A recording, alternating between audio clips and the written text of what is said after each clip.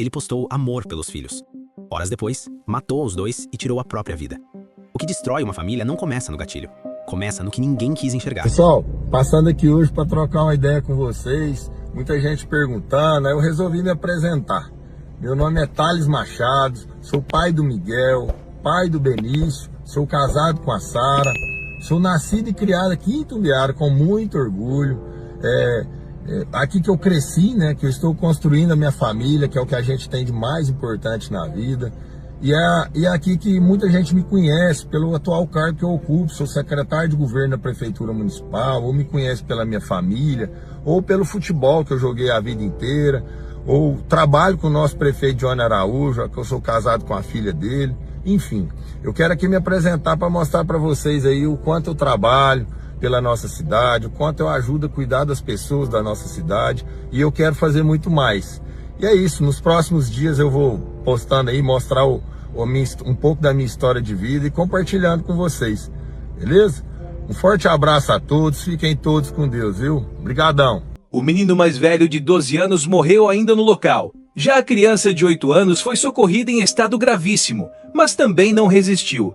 Thales Machado deixou também uma carta de despedida. Difícil começar a escrever, mas tudo tem um fim, e hoje chegou o nosso. Infelizmente, tentei sempre, nesses 15 anos de minha família, manter a melhor harmonia e respeito possível, mas hoje chegou a um limite do improvável. Minha esposa sai de Itumbiara para São Paulo para encontrar uma pessoa. Dias aqui difícil, ela diferente há alguns dias, e onde veio a desconfiança. Mas nunca imaginava que iria fazer isso. Semana passada ainda falei como sempre, se não estivermos bem, vamos manter o respeito e falar antes. Mas não ouviu e preferiu isso de hoje. Triste. Partimos, eu e meus meninos, que agora são anjos, que infelizmente vieram comigo. A todos digo que nunca pensei nisso. Foi hoje. Todos sabem como sou intenso e verdadeiro e não iria conseguir viver mais com essas lembranças. A minha família, pai e mãe, agradeço por tudo sempre. Gratidão, Dion. Meu eterno respeito e admiração. E desculpe pelo que fiz. Sei que não tem perdão, mas foi o que sobrou nesse dia infeliz dos meus 40 anos. Agradecer sempre meus amigos e meus irmãos por tudo. Vou estar em algum lugar que não sei onde. Sara, isso tudo infelizmente não era o que queria. Só queria a verdade e o respeito que você infelizmente não teve e ainda com uma pessoa desqualificada e malandro que existe em nossa cidade. Perdão a Deus, Jesus Cristo, Nossa Senhora Aparecida e Santa Rita de Cássia. Que rogue por mim e que se existir o mínimo de compaixão me perdoa. Fiz isso com o coração dilacerado e não sei mais o que dizer. Agradecer também a minha cunhada, pessoa íntegra e de um coração enorme. Beijo nos pequenos e cuide de todos. Você é capaz e de uma fé que vejo em poucas pessoas. Fique com Deus e me perdoem porque era exatamente a última coisa que eu esperava na vida. E da minha vida foi o que aconteceu hoje. Fiquem todos com Deus. Horas antes, esse pai declarava amor aos seus filhos. Depois atirou. 2 meninos, 12 e 8 anos de idade. E em seguida esse pai tirou a própria vida. Isso não é um caso relativo sobre somente a questão da traição. É sobre a estrutura emocional frágil diante da rejeição. Quando alguém não suporta perder o controle, não suporta perder a imagem, não suporta ser trocado, o ego entra em colapso. E um ego ferido pode se tornar destrutivo. Filhos não são extensão do orgulho de um pai, não são instrumento de vingança, não são moeda para punir ninguém. No olhar psicanalítico, isso revela a incapacidade de elaborar a frustração. A dor conjugal foi transformada em violência contra os próprios filhos. E mais uma vez, temos um caso onde adultos entram em conflito e crianças estão pagando a conta. Nem toda pessoa traída mata. Então o problema não é a traição em si, é o próprio psicológico dessa pessoa. Quando a identidade de alguém depende de controle, depende de posse, e a rejeição é sentida como aniquilação, isso fica ainda um pouco mais complexo. E quem não consegue amadurecer com a dor, infelizmente ele tem a tendência de escolher destruir-se de uma vez por todas, ao invés de suportar a dor e a vergonha que há de vir. E o problema ainda levando essas crianças na gente. Agora, espiritualmente falando, vamos olhar isso também. Toda ação que rompe o dever daquilo que é justo, daquilo que é honesto, daquilo que é legítimo, ela gera consequências irreversíveis. O diabo não brinca de ser diabo. A pergunta não é o que ela fez, a pergunta é por que ele não suportou. A pergunta é até quando a gente também vai brincar com as questões que são sérias nas nossas vidas, né, gente? É um caso muito complexo, que dói muito até de falar, né, gente? Sim. Enxergar ainda mais a necessidade de socorrer essa geração de homens fracos, porque isso é um homem fraco. Ah, mas a mulher não sei... Isso é um homem muito fraco e cruel. Então, quando a gente fala sobre saúde mental, a gente fala sobre ajudar homens. Quando a gente fala sobre legendários, algumas pessoas falam assim: ah, vai pra montanha porque tem que aprender a ser homem. Vocês não estão entendendo o nível de problemas que as pessoas enfrentam e a forma absurda que eles aprenderam a lidar com esses problemas.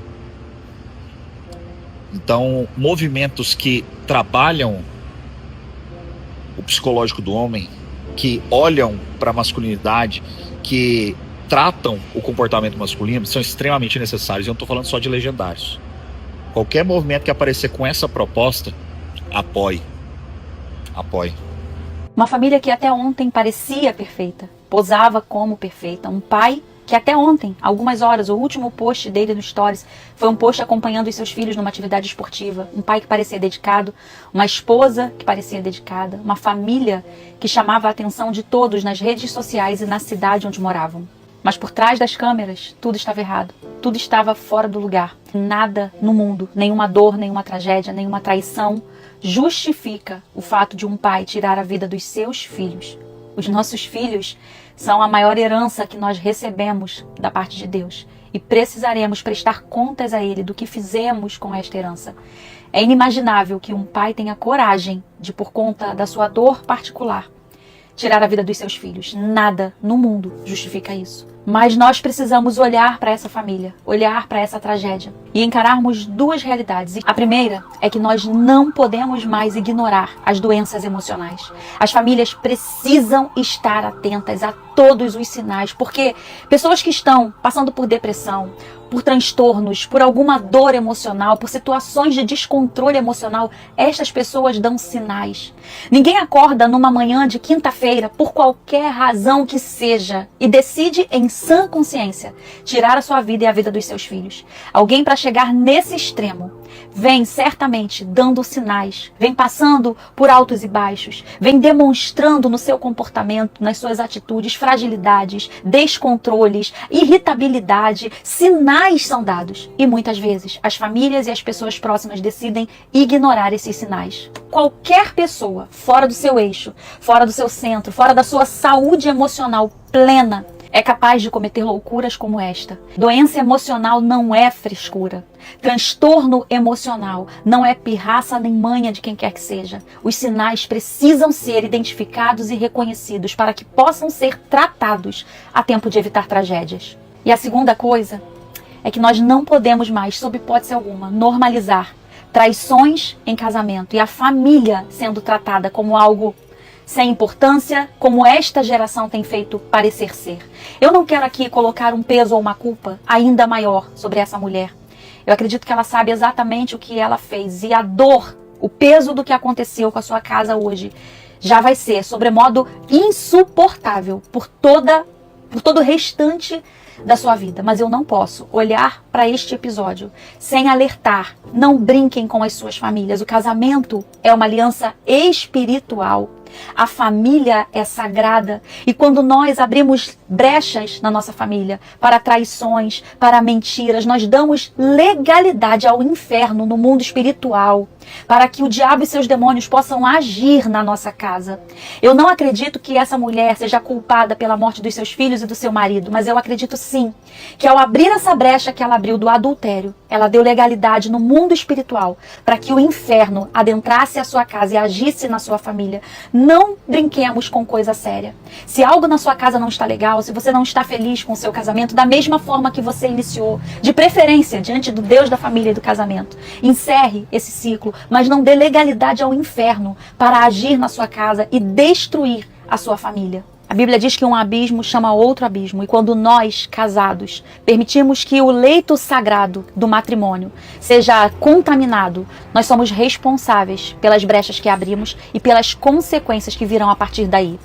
Então, famílias, estejam atentas estejam atentos aos seus cônjuges, atentos aos seus filhos, aos sinais que eles têm dado, ao seu emocional, às ações e reações de cada um. E se em algum momento você perceber que algo está fora do lugar, peça ajuda, ofereça ajuda e evite tragédias. E maridos e esposas, por favor, não violem o matrimônio, não corrompam o leito sagrado, não contaminem a família e o casamento, dando espaço para que o inferno atue na sua casa. Olhando o perfil assim rapidamente, o perfil todo, né? É de uma família sorrindo, de uma aparência que tava tudo bem, de uma família bem margarina, né? E sabe que a gente fala isso muito, mas ao mesmo tempo a gente fala e ignora, mas a gente tá vivendo numa época em que parecer é mais importante do que ser, sabe? Parecer feliz, parecer bem de vida, parecer estruturado, parecer do bem, parecer que tem família perfeita, sabe? Se você viajar e não puder postar, é como se você não tivesse viajado. Tem algumas pessoas que eu não sei nem se elas rezariam se elas não pudessem postar. Aí eu pergunto pra vocês, quando tá todo mundo preocupado em manter a própria imagem, quem que realmente tá cuidando do que tá acontecendo por dentro? Gente, é assustador. Claro que viver de aparência sempre existiu, mas tá potencializado aqui, né? Quando a aparência vira prioridade, admitir que algo não tá bem vira vergonha. A pessoa não suporta aquilo, porque ela vive da aparência. Você veja, as pessoas, elas vivem de tudo, de quantos seguidores elas têm, do quanto elas conseguiram engajar, ou de quem elas conhecem, de quem elas são amigas, se isso faz elas mais importante. Então o que eu acho, que eu quero te dizer dessa tragédia, é que talvez essa história não seja só sobre esse homem que perdeu o controle. Talvez seja sobre uma cultura que valoriza mais aparência do que verdade. E eu acredito que sempre, mas nesse caso trágico, o preço de sustentar a imagem é alto demais. Sabe, com certeza a dor é real, traição é real, desespero é real, mas filho não é a extensão do orgulho ferido de ninguém. É impossível relativizar isso. Então eu acho que nessa loucura, nossa reflexão aqui pode ser, né, menos preocupação em parecer certo e mais coragem para enfrentar o que tá errado, dentro da própria casa, dentro da própria mente. Cara, que chocante. Dor não é desculpa. Ego ferido não justifica sangue. Se você não suporta perder, procure ajuda, antes que seja tarde demais.